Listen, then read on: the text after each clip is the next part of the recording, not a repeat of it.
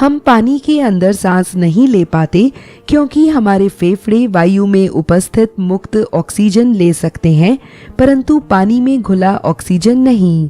और ऐसा क्यों होता है? हम सांस लेते हैं या अपनी नाक अथवा मुख से वायु खींचते हैं। नाक से सांस लेना बेहतर होता है क्योंकि नसा गुहा या नेजल कैविटी में उपस्थित म्यूकस और बाल वायु में मौजूद गंदगी को अंदर नहीं जाने देते।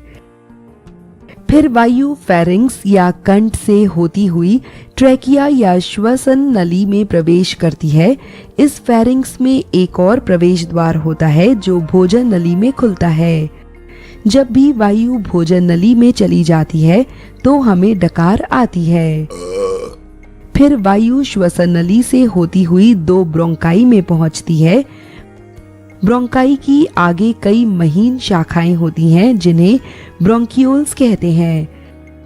फिर वायु छोटी हवा की थैलियों या एल्वियोलाई में पहुंचती है और विसरण प्रक्रिया के दौरान वायु में उपस्थित ऑक्सीजन पतली दीवारों वाली रक्त धमनियों से रक्त में घुल जाता है।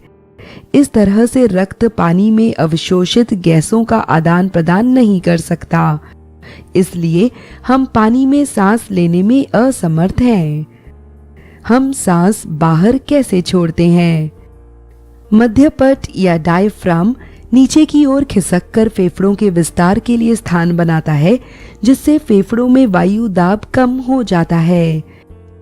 जब मध्यपट ऊपर उठता है तो फेफड़ों पर दबाव पड़ता है, जिससे फेफड़ों में उपस्थित वायु शरीर से बाहर निकल जाती है, यानी हम सांस छोड़ देते हैं।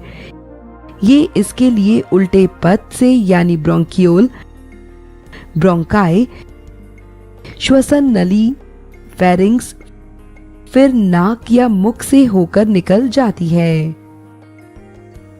हम श्वसन की इस प्रक्रिया को 1 मिनट में 12 से 20 बार दोहराते हैं।